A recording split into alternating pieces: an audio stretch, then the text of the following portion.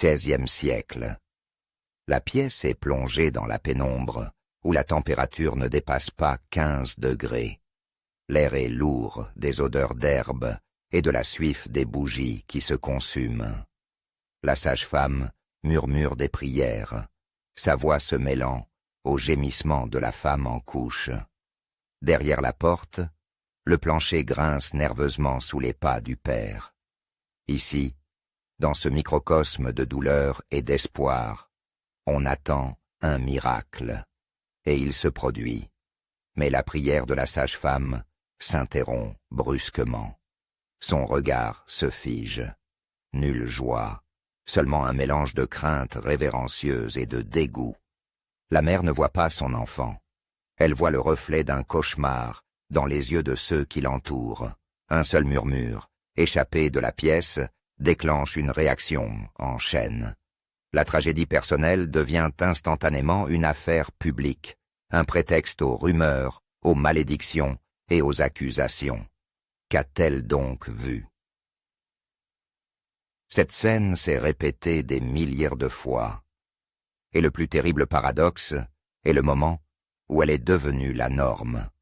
Pourquoi, à l'époque de la Renaissance, le temps de Léonard de Vinci et de l'anatomie scientifique, la croyance en la naissance de monstres a-t-elle atteint son apogée? Comment un chirurgien novateur comme Ambroise Paré, qui cherchait à systématiser le savoir, a-t-il pu écrire un livre devenu le principal catalyseur d'une hystérie collective dans toute l'Europe? Et pourquoi, dans les mêmes villes, la naissance de jumeaux en bonne santé était-elle considérée comme un miracle divin, alors que celle de jumeaux siamois était la preuve irréfutable de l'union de la mère avec le diable? Les médecins de la Renaissance accusaient plus souvent la femme d'un excès de semences ou d'adultère qu'ils n'admettaient une erreur de la nature. Cette enquête ne se contente pas de raconter des histoires effrayantes. Elle fournit 6 clés universelles qui révèlent les mécanismes de la peur collective. Vous verrez comment un traité scientifique devient une arme, comment la théologie se transforme en verdict, comment la psychologie devient une cage, et la peur, le principal outil de contrôle. À la fin de ce film, l'horreur mystique, face aux monstres, laissera place à une compréhension claire et froide de la manière dont la société crée, utilise et punit ses propres monstres. Cela changera votre regard, non seulement sur le passé, mais aussi sur le présent. Et la première clé pour déchiffrer cette épidémie de peur se trouve dans un seul livre, écrit par un chirurgien qui voulait bien faire, mais a provoqué l'effet inverse. Comment le chirurgien personnel de 4 rois, l'homme qui a posé les fondations de la chirurgie moderne, a-t-il pu devenir l'auteur du livre le plus terrifiant de son temps? Son traité, publié en 1573, fut la première tentative de l'histoire de créer un catalogue scientifique et systématique des anomalies congénitales. Ambroise Paré voulait rassembler tous les cas connus, séparer la vérité de la fiction et en trouver les causes. Mais son œuvre ne resta pas confinée aux bibliothèques des savants. Grâce à l'imprimerie, sa classification devint virale.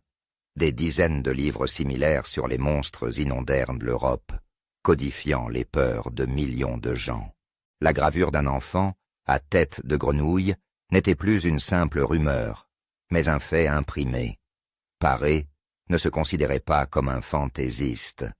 Il ne faisait que cataloguer ce que son époque considérait comme un verdict, une manifestation directe de la colère de Dieu. Le livre a donné aux gens non seulement des images, mais aussi des explications, et la plus terrible d'entre elles n'était pas médicale. Comment de simples gravures ont-elles pu convaincre des milliers de personnes de l'existence de ce qu'elles n'avaient jamais vu de leurs propres yeux? La réponse réside dans la technologie. L'imprimerie a rendu les images de monstres accessibles et reproductible. Pour une population analphabète, une image valait plus que 1000 mots. C'était une preuve directe. Ce fut la première ère du contenu visuel viral. Mais pendant que le commun des mortels était horrifié, les juges et les inquisiteurs virent autre chose dans ce livre. Le traité de Paré se transforma en manuel juridique, en un catalogue de preuves de culpabilité pour les procès en sorcellerie. La diffusion de ces gravures se propagea comme une traînée de poudre. L'imprimerie créait les étincelles, et le vent de l'ignorance populaire les dispersait, allumant des foyers de panique dans chaque village. Le livre a donné au pouvoir non seulement les images de l'ennemi, mais aussi une justification théologique toute prête pour le châtiment. C'est ce qui a engendré le principal paradoxe. Pourquoi un même phénomène était-il déclaré miracle dans un cas et signe diabolique dans un autre?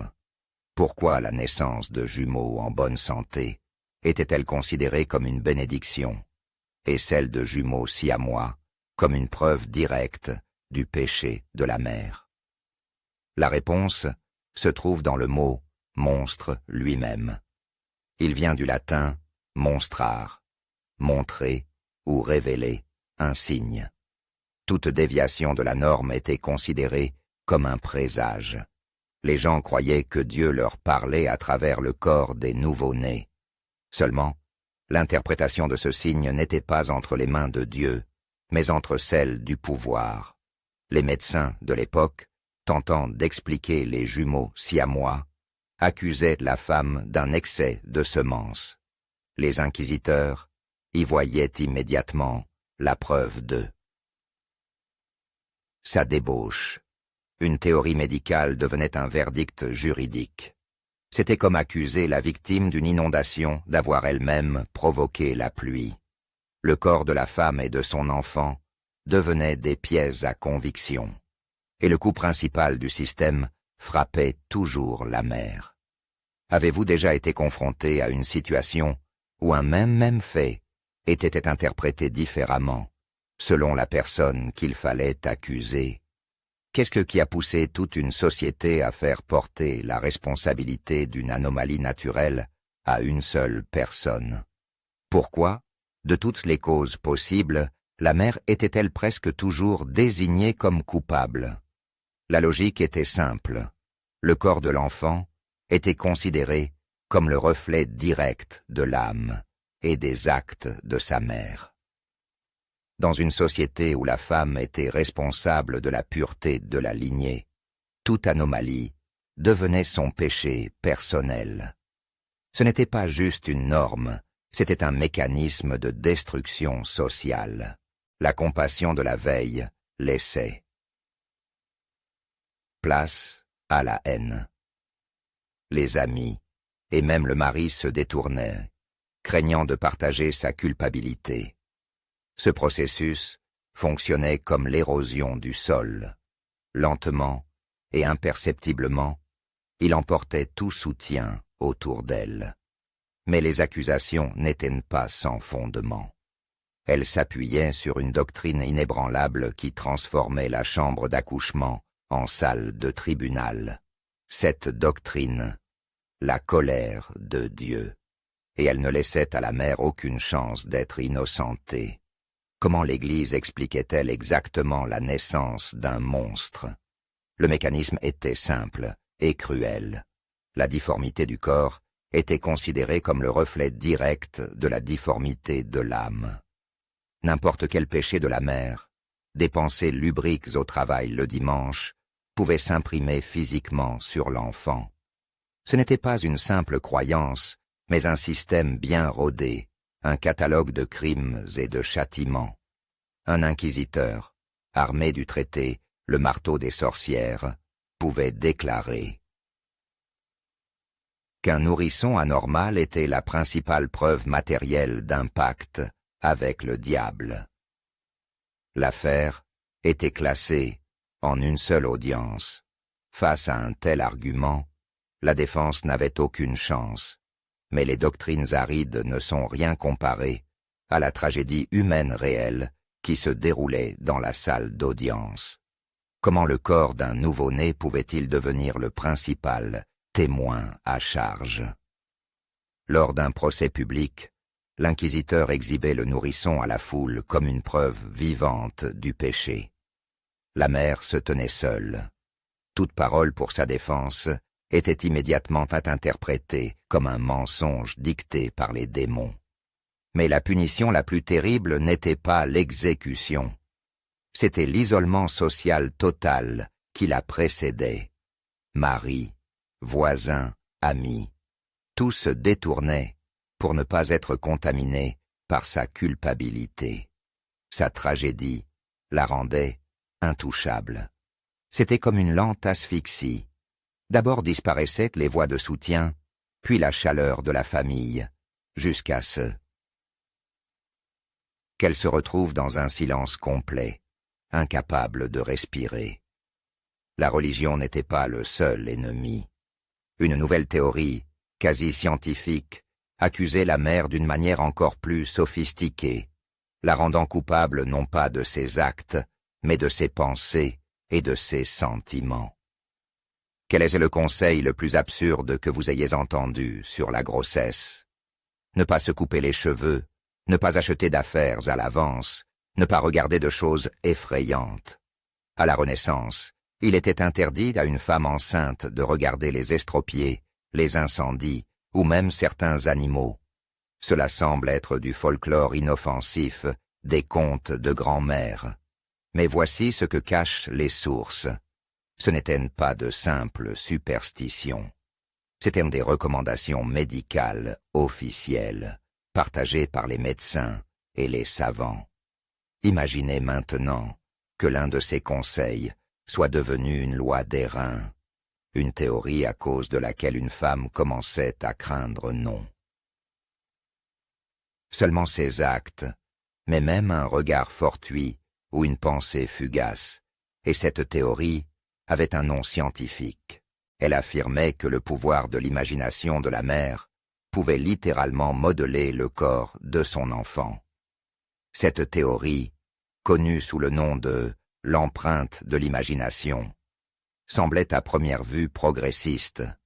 Elle cherchait la cause non pas dans le diable, mais dans la psychologie de la femme. Mais en la libérant des accusations de sorcellerie, elle lui imposait un fardeau encore plus lourd, le contrôle total de son monde intérieur. Chaque peur, chaque pensée, chaque image fortuite devenait une menace potentielle. Cette théorie avait ses preuves irréfutables. Et c'est à cause d'elle qu'une femme enceinte, ayant aperçu par hasard un lièvre au marché, craignait à en mourir de donner naissance à un enfant avec un bec de lièvre. Comment une pensée dans la tête de la mère pouvait-elle modifier physiquement le fœtus? La logique de la théorie était d'une simplicité trompeuse. Un choc émotionnel intense, que ce soit la peur ou même un désir passionné, créait une sorte d'image dans son sang. Cette image, croyait-on, atteignait l'enfant par la circulation sanguine et se matérialisait littéralement sur son corps. Ce processus était semblable au travail d'un imprimeur. L'image forte dans l'esprit de la mère était la plaque d'impression, son sang l'encre, et le corps du fœtus la feuille blanche. Toute empreinte accidentelle devenait un défaut éternel et irrémédiable. Ce n'était plus de la religion, mais presque de la physiologie. Mais en pratique, cela créait pour les femmes une véritable prison psychologique. Et les médecins de l'époque disposaient de centaines de preuves documentées de cette théorie terrifiante. Cette théorie avait-elle la moindre preuve, hormis des coïncidences tirées par les cheveux? Les médecins documentaient avec le plus grand sérieux des cas. Une femme voyait un mendiant avec une jambe amputée, et son enfant naissait avec un membre déformé. Mais la théorie atteignait des sommets d'absurdité.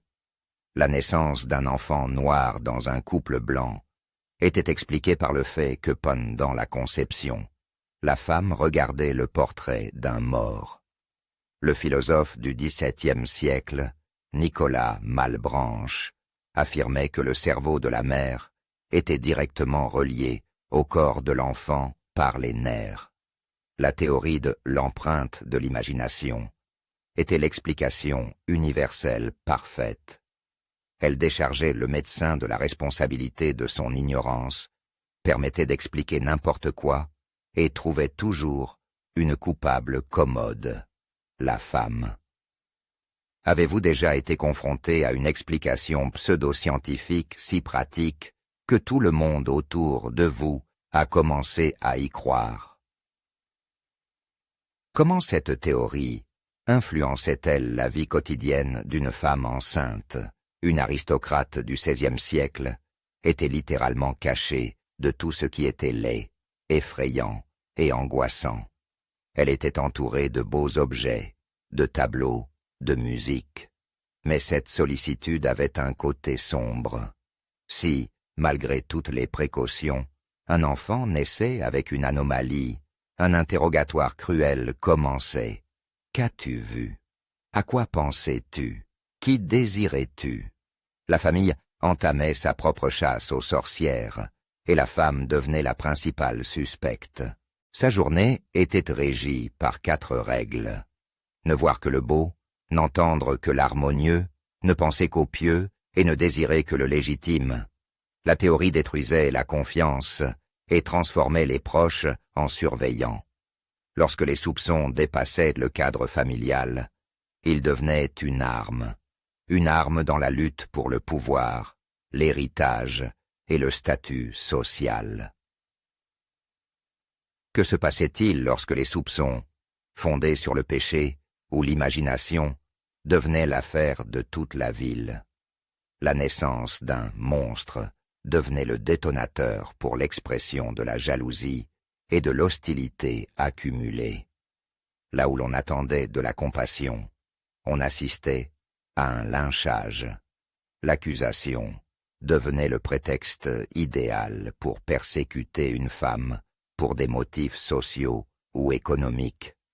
Les veuves avec un héritage, les guérisseuses concurrentes ou simplement les femmes indépendantes et gênantes étaient particulièrement vulnérables. La tragédie personnelle d'une femme et de son enfant cessait d'être privée. Elle se transformait en le mécanisme social le plus efficace et le plus cruel de l'époque, le combustible pour les bûchers de la chasse aux sorcières. Nous verrons ensuite comment la peur des nouveau-nés est devenue le fondement juridique du plus grand féminicide de l'histoire de l'Europe. Dans l'arsenal des chasseurs de sorcières, c'était l'arme la plus mortelle. Contrairement aux vagues accusations de maléfice, un enfant anormal était une preuve physique, tangible. Les inquisiteurs n'avaient plus besoin de chercher les traces du diable. Le voici, incarné. Cette accusation était pratiquement irréfutable. Toute tentative de la mère de se défendre, de trouver des causes naturelles, était interprétée comme une ruse de Satan. Le piège se refermait. Dans les procès-verbaux d'archives, les dénonciations vagues des voisins sur le comportement étrange d'une femme prenaient instantanément du poids lorsqu'elles étaient corroborées par la naissance d'un monstre. C'était le dernier clou dans son cercueil. La logique juridique fonctionnait comme un mécanisme à cliquer. Elle ne pouvait avancer que dans une seule direction, celle de l'accusation. Chaque mot de la défense ne faisait que resserrer le ressort. Mais derrière la façade de cette lutte contre le diable se cachaient des motivations humaines bien plus terre-à-terre et sordides. Qui donc profitait réellement de ces procès cruels? Une veuve seule, ayant hérité d'une terre et d'un moulin, donne naissance à un enfant anormal. Le lendemain, Elle est dénoncée par des parents désireux de s'emparer de ses biens. Mais les bénéficiaires n'étaient pas seulement les voisins. L'Église et le pouvoir séculier avaient un intérêt direct dans les verdicts de culpabilité. Il existait un système financier bien huilé. Un tiers des biens confisqués de la condamnée allait à l'État, un tiers à l'Église, et un tiers aux juges et aux dénonciateurs. C'était un commerce sanglant, déguisé en guerre sainte. La peur des monstres n'était qu'un outil pour la redistribution des propriétés et l'élimination des indésirables. Mais pendant que certains voyaient dans les anomalies le diable et le profit, d'autres commençaient à y voir autre chose. Une erreur de la nature elle-même. Parmi les milliers de médecins de la Renaissance, n'y en avait-il donc aucun qui voyait l'absurdité de la situation? Si, certains anatomistes, en pratiquant des dissections, commençaient à voir dans les anomalies non pas une œuvre diabolique, mais des défaillances rares, mais explicables du développement de l'organisme. Ils furent les premiers à oser suggérer que la nature aussi pouvait commettre des erreurs. Cependant, défendre une telle position était mortellement dangereux. Un médecin qui, lors d'un procès, osait affirmer que l'anomalie d'un enfant avait une origine naturelle, risquait lui-même d'être accusé d'hérésie. Il sapait l'autorité de l'Église et devenait un ennemi du système. Il sentait sur lui des centaines de regards pleins de haine et comprenait que ses paroles sur une défaillance de la nature sonnaient comme un blasphème dans cette salle. Cette idée révolutionnaire, que la difformité faisait aussi partie de la nature, a changé la donne pour. Toujours, mais pour sa diffusion, il fallut non seulement un esprit audacieux, mais aussi la volonté d'un monarque puissant. D'où a pu naître l'idée que la difformité n'est pas une malédiction, mais aussi une partie de l'ordre naturel. Parmi les savants des temps modernes, le concept de jeu de la nature, l'usus naturae, est devenu populaire. C'était une manière élégante d'éviter une confrontation directe avec l'Église. Les anomalies ne sont pas l'œuvre du diable, mais simplement la nature qui s'amuse en créant des formes inhabituelles. Ce changement fut révolutionnaire. Il déplaçait la responsabilité de l'homme vers des forces naturelles impersonnelles. C'était le premier pas vers la décriminalisation des anomalies congénitales. L'oukase de Pierre le Grand de 1718 non seulement autorisait, mais ordonnait de livrer, contre paiement, tous les nourrissons anormaux à la Kunstkamera. Cela équivalait à faire passer les monstres de la catégorie des pièces à conviction à celle des pièces de musée. Dans la section suivante, la peur laissera place à l'étude.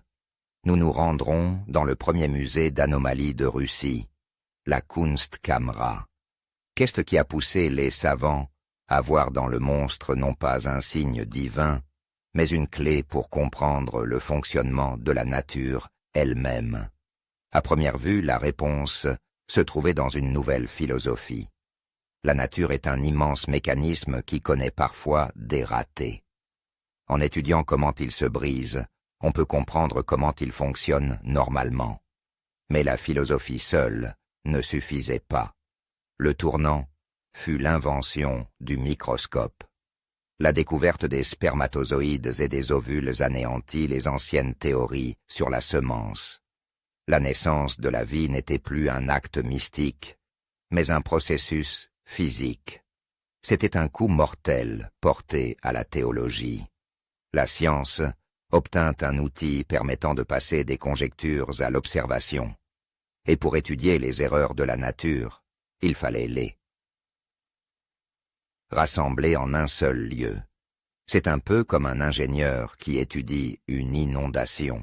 La catastrophe d'elle-même est terrible, mais en cartographiant les points de rupture des digues, il comprend les faiblesses de tout le système. Cette nouvelle passion scientifique pour la collection a donné naissance aux musées les plus macabres de l'histoire. Comment ce qui, pendant des siècles, était considéré comme une progéniture diabolique, est-il soudain devenu une pièce de valeur pour une collection d'État? L'oukase de Pierre le Grand de 1618 obligeait à livrer, contre paiement, tous les nourrissons anormaux à la Kunstkamera. L'État se mit à payer pour ce qui valait autrefois une exécution à la mer. 100 roubles pour un monstre livré, une somme équivalente au salaire annuel d'un officier.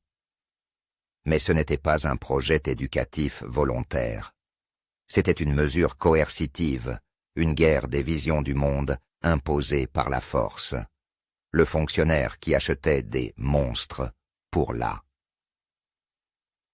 collection du tsar suscitait malédiction et horreur.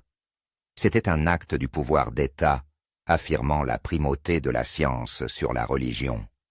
Mais la simple collection ne donnait pas de réponse. Les spécimens conservés dans des bocaux devaient devenir la clé de la compréhension de la norme. De quelle manière l'étude des jumeaux siamois a-t-elle aidé la médecine? Les anatomistes, disposant dans leur collection d'un fœtus avec un tube neural non refermé, pouvaient déterminer avec précision à quelle étape du développement normal la défaillance s'était produite. Cela a permis de reconstituer pas à pas la chronologie de la vie intra-utérine. Mais l'étude des erreurs n'a pas seulement complété les connaissances.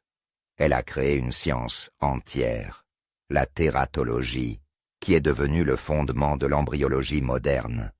La science a appris à lire les rapports d'erreurs de la nature pour comprendre son code source. C'est comme le travail d'un artisan qui trouve une chaise cassée en étudiant. L'assemblage fissuré, il peut reconstituer sans erreur le plan de la chaise correcte. Les scientifiques ont appris à décrire et à classer. Mais ils ne pouvaient toujours pas répondre à la question. Pourquoi ces défaillances se produisent-elles?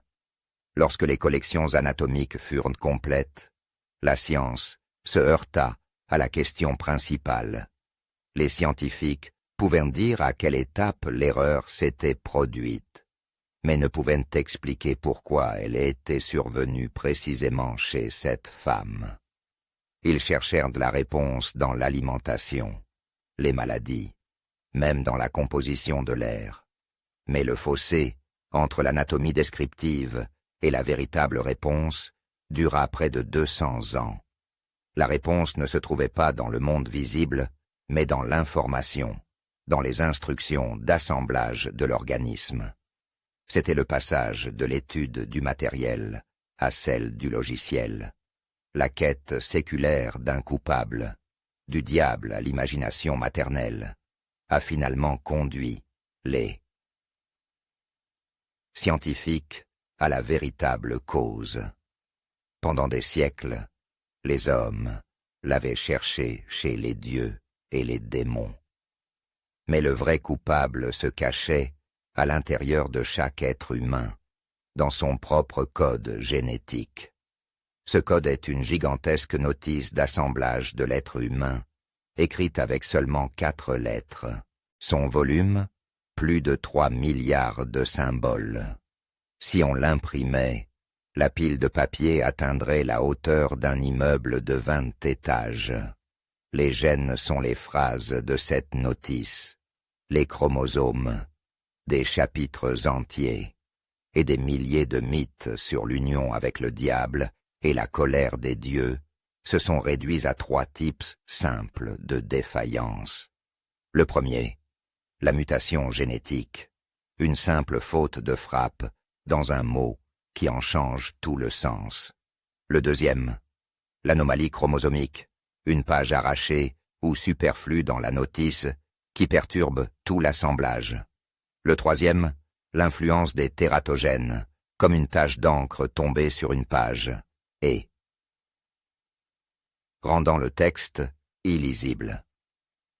Ainsi, les jumeaux siamois, que l'on considérait comme des présages de guerre, se sont révélés être le résultat d'une séparation incomplète d'une seule cellule, à un stade très précoce. Toutes les horreurs du passé ont reçu une explication matérielle. Et c'est précisément une telle faute de frappe dans le code qui a engendré l'un des mythes les plus tenaces, qui a terrorisé les femmes enceintes pendant des siècles. Pourquoi précisément la vue d'un lièvre, selon les gens du passé, pouvait-elle provoquer une fente palatine chez un enfant? La théorie de l'imagination maternelle avait sa propre logique macabre. Une peur intense s'imprimait littéralement sur le corps du fœtus. Elle voyait un incendie. Son enfant aurait une tache de naissance. Cette croyance créait une illusion de contrôle. Mais la génétique moderne l'a anéantie. La fente palatine, ou bec de lièvre, touche environ un nouveau-né sur 700. Elle est due à une défaillance dans le fonctionnement des gènes responsables de la fusion des tissus du visage de l'embryon entre la 4e et la 7e semaine de grossesse. Cela se produit bien avant que la femme ne puisse voir le fameux lièvre, et souvent même avant qu'elle ne sache qu'elle est enceinte. Le mythe est définitivement réfuté. Nous sommes passés de la gravure du livre d'Ambroise Paré, représentant un enfant monstre, à la salle d'opération moderne, où ce défaut est corrigé. Ce chemin a tout changé. Quand la science a répondu à la question « Pourquoi ?», une nouvelle est apparue. Que faire? La réponse a changé des destins. La médecine moderne propose le diagnostic prénatal, le conseil génétique, les opérations chirurgicales. Mais le changement le plus puissant est illustré par une simple comparaison. Dans le traité d'Ambroise Paré de 1173, un enfant avec une fente labiale est représenté à côté de Cyclope. La gravure déforme intentionnellement les proportions pour susciter non pas la compassion, mais une horreur mystique. Et voici des images du travail d'un chirurgien moderne qui, en quelques heures, restaure complètement le visage d'un nourrisson. Ce n'est pas seulement une percée technologique, c'est une percée humaniste. La génétique n'a pas seulement expliqué le phénomène, elle a libéré les parents d'un fardeau de culpabilité insupportable et a offert à des milliers d'enfants une chance de mener une vie normale. Nous sommes passés des démons à l'ADN, du péché au gène. Mais le véritable test réside dans la manière dont l'héritage de l'ère des monstres continue de nous influencer aujourd'hui. Le mystère est donc résolu. Nous avons commencé dans une pièce sombre où une femme en couche craignait de donner naissance à un démon. Et nous avons terminé dans un laboratoire où un généticien lit le code ADN. Nous avons découvert 6 clés qui expliquent comment un traité scientifique devient une arme, la théologie un verdict et la peur un instrument de contrôle. Mais sommes-nous vraiment si éloignés de nos ancêtres? Les mécanismes de recherche de monstres et de désignation de coupables pour ceux que nous craignons sont restés les mêmes. Seul le décor a changé. Les mythes pseudo-scientifiques ont remplacé les dogmes religieux. Les harceleurs anonymes sur Internet ont remplacé les inquisiteurs. L'histoire des monstres est un miroir éternel. En conclusion, nous rassemblerons les 6 clés en une seule machine de la peur et verrons comment ces plans sont utilisés pour créer les chasses aux sorcières modernes. Avez-vous déjà assisté à une situation où des gens harcelaient quelqu'un à cause de particularités qu'ils ne comprenaient pas? Nous avons rassemblé les 6 clés. Nous pouvons maintenant voir comment fonctionnait toute la machine de la peur. Elle se composait de 3 niveaux. Le premier, idéologique. Le livre d'Ambroise Paré a créé un catalogue visuel de l'horreur. Il a transformé une peur abstraite en une image concrète et reconnaissable. Désormais, tout le monde savait à quoi ressemblait un monstre. Le deuxième mécanisme, la colère de Dieu, a donné à cette image une justification juridique. L'anomalie est devenue la preuve du péché. Cela légitimait toute cruauté. Et le troisième mécanisme, l'empreinte de l'imagination, était la partie la plus insidieuse du système. Il permettait d'accuser même la femme la plus pieuse. S'il n'y avait pas de péché, on pouvait toujours invoquer ses mauvaises pensées. Ce système fonctionnait comme une plante carnivore. Le livre des monstres était la fleur éclatante qui attirait l'attention sur la victime. La colère de Dieu était le nectar collant qui y attachait l'accusation de manière indélébile. Et l'empreinte de l'imagination était la feuille qui se refermait, la dernière échappatoire qui rendait toute fuite impossible. Mais cette machine idéologique n'était qu'une théorie. Nous verrons ensuite comment elle s'est transformée en une véritable arme sociale. L'idéologie s'est transformée en pratique. La chasse aux sorcières est devenue un mécanisme social qui utilisait cette machine à des fins très concrètes: éliminer les indésirables, redistribuer les biens et renforcer le pouvoir. C'était un commerce cynique basé sur la peur de la foule. Mais c'est précisément à cette époque qu'est apparu le premier défi intellectuel au système. La 5e clé, le miroir de la nature. Les collectionneurs et les anatomistes, comme Pierre le Grand, étaient nés une sorte de dissidents. Ils ont osé déclarer que l'objet de la peur était en réalité un objet d'étude. C'était le premier pas vers la désacralisation du monstre. Ainsi commença le conflit principal du siècle des Lumières. D'un côté, l'inquisiteur, voyant le péché dans l'anomalie. De l'autre, l'anatomiste, y voyant un précieux matériau scientifique. Tandis que l'inquisiteur Heinrich Kramer, dans son livre « Le marteau des sorcières », enseignait comment reconnaître un enfant substitué par le diable, à peine 50 ans plus tard, l'anatomiste André Vézal, à Padoue, pratiquait déjà des dissections publiques, transformant le corps d'un champ de bataille contre le diable en un objet de connaissance scientifique. Mais pour une victoire complète, il manquait à la science l'essentiel, une preuve irréfutable. Cette preuve devint la 6e et dernière clé, le code d'erreur. La génétique n'a pas seulement proposé une théorie alternative, elle a donné les réponses définitives. Elle a achevé le travail commencé par le miroir de la nature. Et cette découverte a fait s'effondrer toute la construction de la peur. Si la cause est une défaillance génétique, alors la colère de Dieu n'a aucun sens. Si tout se joue au niveau cellulaire, alors l'empreinte de l'imagination est une fiction. S'il s'agit d'un problème médical, alors la chasse aux sorcières est un crime. Un seul fait scientifique a détruit un système séculaire. Le savoir s'est avéré être le remède le plus efficace contre la peur et la haine. Ce fut une percée non seulement intellectuelle, mais aussi humaniste, qui a sauvé des millions de vies. Aujourd'hui, le dépistage génétique permet d'identifier plus de 1000 maladies héréditaires, transformant ce qui était considéré comme une malédiction divine en un problème informationnel soluble.